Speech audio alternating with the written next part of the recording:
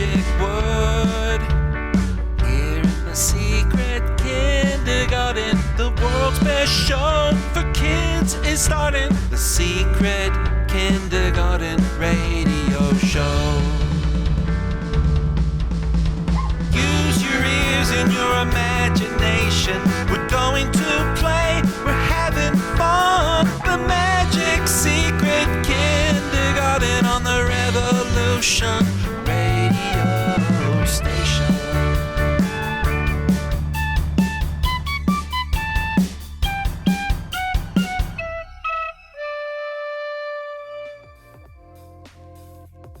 Welcome back to the Secret Kindergarten. I'm your host, Gino. And today, down here in New Zealand, it's 6:30 in the morning. But it's not 6:30 in the morning anywhere else, really, so that's okay. But here it's a Sunday, the 28th of April. And here's what thereabouts Manly P. Hall had to say for this day from his awesome book, Daily Words of Wisdom. We would have a far better chance of finding happiness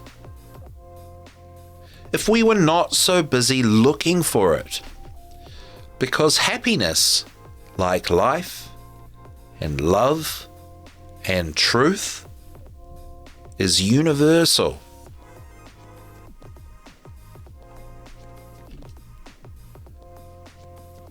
Are you happy today? Sometimes it's hard to be happy.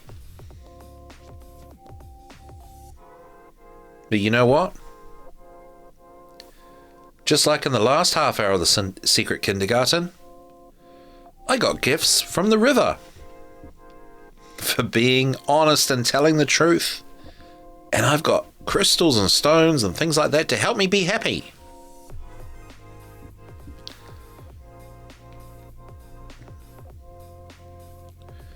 But let me tell you, it's good to be busy.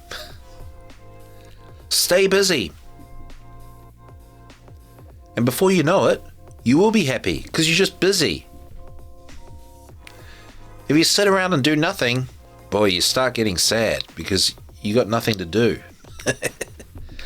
If you keep busy, you'll be happy.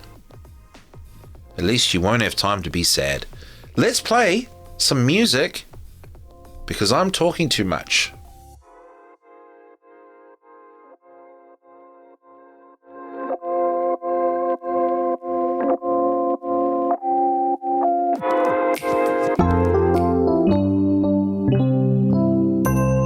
Once upon a time there was a princess who decided to fly to the moon. So she hopped into her shiny airplane and said, "Don't worry, I'll be home soon." Once upon a time there was a cowboy who decided to swim to the sea. So he hopped into his slimy sailboat and said, "Why don't you come with me?" Once upon a time there was a librarian who decided to dance to the zoo. So she hopped into her tiny dump truck and said, "I'd like to go with you."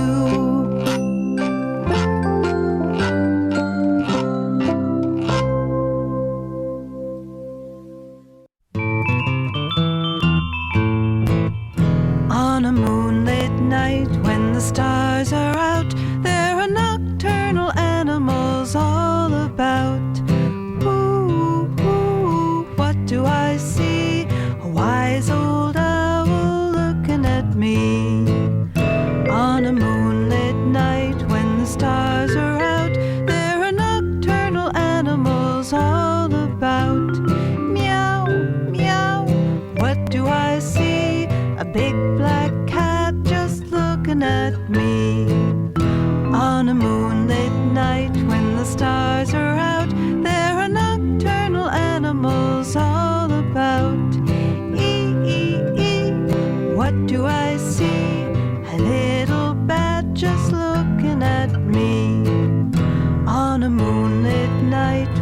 stars are out, there are nocturnal animals all about. Ribbit, ribbit, what do I see? A big green tree frog looking at me. On a moonlit night when the stars are out, there are nocturnal animals all about. Squeak, squeak, squeak, what do I see? A garden dormouse looking at me.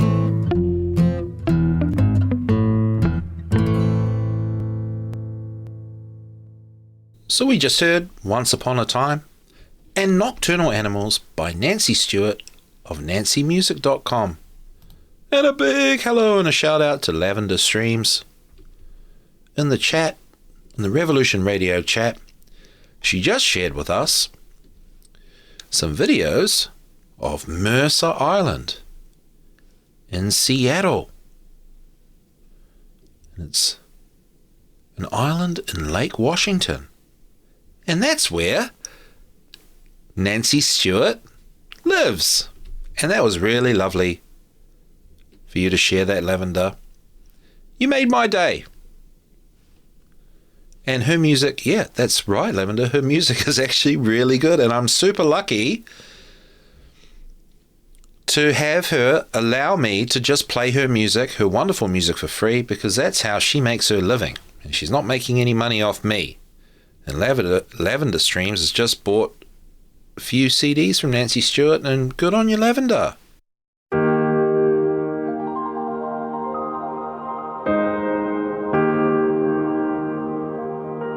It's big fat prayer time. Prayers are good. Prayers are important. And this is a cool prayer, I reckon. It's the vision of visions. Oh dear Lord, loved by all gods. See, your body holds all beings, those who see, and all angel gods, divine and free. Living deep in mystery cave, the serpent nature's strong desire, though fierce and subtle, now is tame. She forgot her deadly game, and sovereign Brahma, god of gods, sits comfortably on a lotus pod. O mighty Lord of the universe, I see, again I see, you are everywhere. Your countless arms, trunks, mouths, and eyes. But sadly, my understanding is not wise about your birth, your rule, and ending here.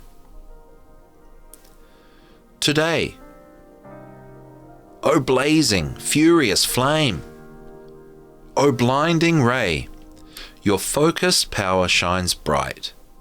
Your name spreads all around, even to the darkest ground.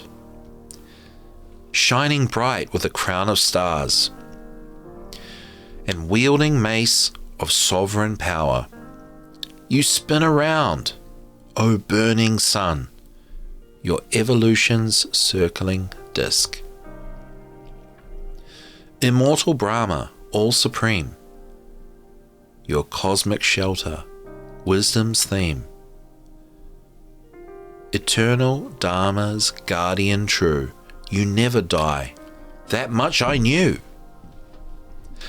O Eternal One, with no start or end, I see your arms, always ready to mend. Your ever-watching eyes of suns and moons and staring skies. And from your mouth out come flames, as you speak Om, your cosmic name. Your own light shields us, keeps us from harm, and all creation far away stays warm. O sovereign soul, between earth and heaven, in every direction, your presence is given. From highest heavens to earthly ground, everywhere your influence is found. The three worlds, filled with awe, and adore your dreadful, wondrous form. The gods find home in you. They enter. Some pray to you to take shelter in you. Those who see greatly and those on the path to heaven sing chants of peace and worship you and you alone. The 11 lamps of heaven, the 12 bright suns, the grisly 8, the stars shining great. Those who seek solitude, guiding gods, the agents of the cosmic lords, the twin-born princes strong, their valor known so long.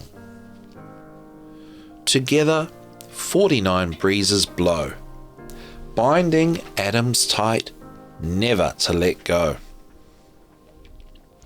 Guardian spirits of days long past, demi-goblins, demi-gods, and demons vast, and mighty ones in spirit's path, gaze upon your displayed worth. I see you with strong giant arms, with starry eyes and countless cheeks, with endless hands and legs adorned with lotus feet. Your giant mouth with doomsday's teeth yawn to swallow swooning worlds above, beneath, and leaves a sense of terror and joy in me. We are all wonderstruck to see your glory, to see the vast void filled with you, your open mouth, and the many colors of your body shining through. O Vishnu of the flaming sight, you overwhelm me, my peace gets a fright. Deadly fires and ferocious teeth in the mouths of you, they scowl at me. The 4 directions are lost and gone. Show compassion, I find no peace alone. O cosmic guardian, Lord of lords, be pleased to accept my humble pleading words. The children of the senses, with pride they ride, ego, karmic habits, worldly desires by their side. They wait to pounce on wisdom's chiefs so bright, yet they all ride the race of death day and night, to fall and hide forevermore. In your mouth, with crushing teeth so cruel and sore. The winner and loser must, your children, the righteous and ungodly ones, must find your love, yet someday will die. And on earth's common floor they will lie. The shattered skulls of some are seen, caught between your greedy teeth. Like rivers branching restless and wide, pushing through crowded waves side by side, they rush to meet where Neptune's home once stood. Just like the streams of life brave and good, they dive into the wildest fight within your flaming sea, shining bright, where sparks of life dance wild and free, within your foaming mouth, like waves at sea. Insects lost in the beauty of life all rush toward the shining light. Just like some things we want to do, we think the light it comes from you. It is a trap that can lead us astray. The trumpet call sounds the wrong way. Your mouth on fire makes people admire its leaping tongues to lick the angry blood of the strong and the weak. You, Hungry God, you eat, with hunger infinite. O Vishnu, you bake the worlds with your fiery flame. Be pleased, O first of gods, I want to understand, primeval Lord,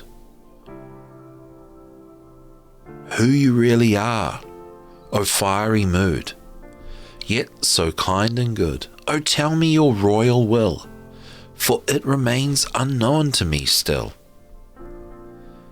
Then the blessed Lord said, in the form of endless doom, I come as greedy time to take and place in my burning mouth the fear of the weaklings and all living beings, of tired worlds of change, and treat them with my sweet nectar life, to be new and fearless, better in strife, even if you do not stop your enemies. Still they, and all the warriors brave, will sure and certain have to fall into your jaws of natural law. Wake up, get up and rise. Chase your enemies, stand up and fight, and be the winner with battle-hunted game. Wealth of the king, of peace and heaven's kingdom bring. I know right now the happenings all that mystic future forth doth call. And thus thy foes and warriors true, long, long ago I slew. Ere shalt thine ancient hand, that I would wheel to land thy foes on death's dim shore, now understand. My agent now, oh this is how I work my plans, the universe, through instruments diverse. 'Tis who I slew, and yet will slay the senses train, though thee, as through both past and future ones, my soldiers sane. I think we've got time to play a story. This one is called The Fairy Horn. The Fairy Horn. Once upon a time, a knight was riding in the country beyond Gloucester, and came to a forest abounding in boars, stags, and every kind of wild beast. Now in a grovy lawn of this forest there was a little mount, rising in a point to the height of a man, on which knights and other hunters were used to ascend when fatigued with heat and thirst, to seek some relief. The nature of the place, for it is a fairy place, is such that whoever ascends the mount must leave his companions, and go quite alone. As the knight rode in the wood, and came nigh this fairy knoll, he met with a woodcutter, and questioned him about it. He must go thither alone, the woodcutter told him, and say, as if speaking to some other person, I thirst. Immediately there would appear a cupbearer in a rich crimson dress, with a shining face, bearing in his stretched out hand a large horn, adorned with gold and gems, such as was the custom among the most ancient English. The cup was full of nectar, of an unknown but most delicious flavor, and when it was drunk, all heat and weariness fled from those who drank of it, so that they became ready to toil anew, instead of being tired from having toiled. Moreover, when the nectar was drunk, the cupbearer offered a towel to the drinker, to wipe his mouth with, and then having done this, he waited neither for a silver penny for his services, nor for any question to be asked. The knight laughed to himself when he heard this. Who, thought he, would be fool enough, having within his grasp such a drinking horn, ever to let it go again from him? Later, that very same day, as he rode back hot and tired and thirsty from his hunting, he bethought him of the fairy knoll and the fairy horn. Sending away his followers, he repaired thither and alone, and did as the woodcutter had told him. He ascended the little hill, and said in a bold voice, I thirst. Instantly there appeared, as the woodcutter had foretold, a cupbearer in a crimson dress, bearing in his hand a drinking horn. The horn was richly beset with precious gems, and the knight was filled with envy at the sight of it. No sooner had he seized upon it and tasted of its delicious nectar, than he determined to make off with the horn. So having gotten the horn, and drunk of it every drop, instead of returning it to the cupbearer, as in good manners he should have done, He stepped down from the knoll and rudely made off with it in his hand. But learn what fate overtook this knight. The good Earl of Gloucester, standing on the fairy knoll, when he heard of the wicked knight had destroyed the kind custom of the horn, attacked the robber in his stronghold, and forthright slew him, and carried off the horn. But alas, the earl did not return it to the fairy cupbearer, but gave it to his master and lord, King Henry the Elder. Since then you may stand all day at the fairy knoll, and many times cry, I thirst, but you may not taste of the fairy horn. Over the river and through the woods to grandfather's house we go. The horse knows the way to carry the sleigh through white and drifted snow. Over the river and through the woods, oh how the wind does blow. It stings, it throws and bites the nose as over the ground we go. Over the river and through the wood to have a first-rate play. Oh, hear the bell ring, ting-a-ling-ling, hurrah for Thanksgiving Day. Over the river and through the wood, trot fast, my dapple gray. Spring over the ground like a hunting hound, for this is Thanksgiving Day. Over the river and through the woods and straight through the barnyard gate, we seem to go extremely slow. It is so hard to wait. Over the river and through the woods, now grandmother's cup I spy. Hurrah for the fun, is the pudding done? Hurrah for the pumpkin pie.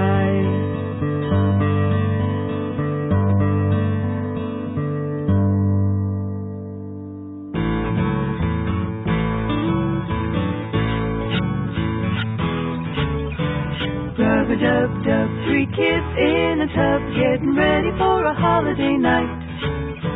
Rub-a-dub-dub, with soap and water they scrub, getting ready to start their holiday right. In Norway, so far away, all the children getting ready for a holiday. Wash fingers and toes, elbows and nose, so when the holiday comes they're ready to go. Rub-a-dub-dub, three kids in a tub, getting ready for a holiday night.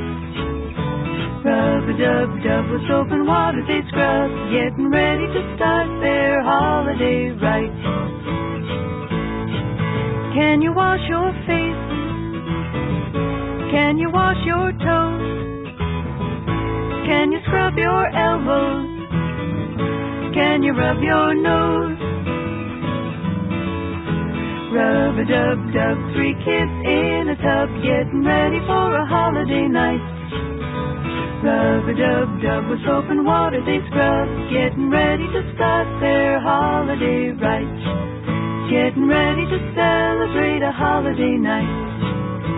Rub-a-dub-dub, rub-a-dub-dub, rub-a-dub-dub, three kids in a tub.